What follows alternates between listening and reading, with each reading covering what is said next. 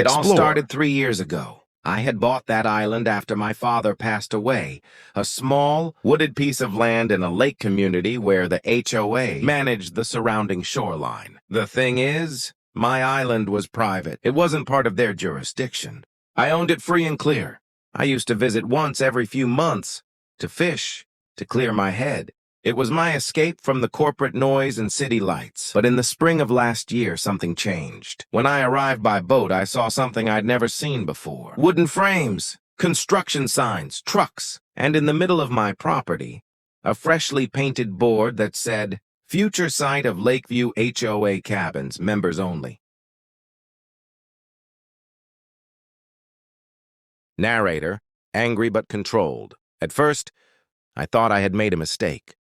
Maybe the workers were just storing material near the water, but as I walked deeper inland, I counted foundations, dozens of them.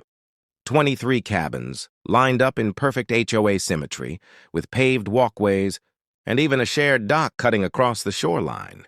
I'd fished from since I was a kid. No one had asked. No one had called. No one had checked. When I asked the construction foreman who authorized this, he shrugged and said, "The HOA owns this section, sir. You'll need to talk to the board." That sentence, "the HOA owns this section," would become the start of a very long war. Narrator. I drove straight to the HOA office on the mainland. Inside, 3 people sat at a long conference table. The president, the treasurer, and their lawyer. I introduced myself, explained that they were building on private property, and asked them to stop construction immediately.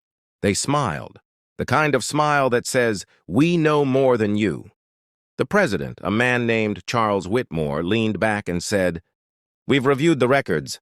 That land falls under community access. If you believe otherwise, you can file a claim." I pulled out my original deed, dated, notarized, and recorded. Charles barely glanced at it before saying, "Old documents like that can be confusing. We've got updated plats." For months, I watched from a distance as construction continued. Trucks rolled in daily. They built roads, cabins, and even a management office. The HOA sold access passes to members promising exclusive lakefront rentals. I documented everything, every invoice, every post every time a new cabin appeared. Friends told me to go to court immediately, but I waited. Because sometimes the best way to expose greed is to let it dig its own hole. By late summer, the cabins were finished. Tourists were arriving. Boats docked. Children laughed on the decks of buildings I didn't authorize. One morning, I went there quietly, walked among the cabins that stood on my soil. I found a "Welcome to Lakeview Cabins" brochure that listed prices, thousands per week. They were making money off my land. That was the moment I decided. No more waiting. Narrator, I hired a surveyor at the same company my father had used decades ago. They brought out GPS equipment, maps, and historical plats. And after a week of measurements and verification, the surveyor looked at me and said, "Sir, every inch of those cabins sits inside your property line." I asked for official reports, maps, and certifications. Then I hired a real estate attorney, a quiet man named Peterson, who specialized in land disputes. He looked at the files and said only one sentence: "Let them keep building. It'll make the case airtight." When the HOA announced the grand opening of their Lake Cabins project, I filed a civil lawsuit. The claim: trespassing, illegal construction, and unjust enrichment. At first, they laughed it off. Charles Whitmore even posted on social media that some disgruntled local was trying to make trouble. But when they received the summons, reality hit. Court dates were set, attorneys were hired, and for the first time, the HOA wasn't smiling.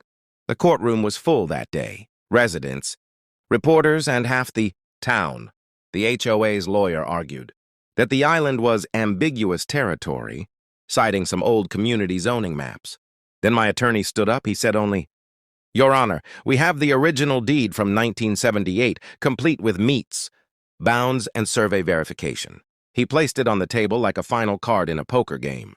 The judge adjusted her glasses and read, "It." Then she turned to the HOA's lawyer and asked, "Did your clients verify this deed before constructing?" The silence in that courtroom could have cracked stone. After a long pause, the judge spoke again. Mr. Whitmore, this property has never been community land. Narrator. The ruling was clear. The HOA was ordered to cease all operations on the island immediately. They were required to remove all 23 cabins within 90 days, and they were fined for trespassing and illegal commercial activity.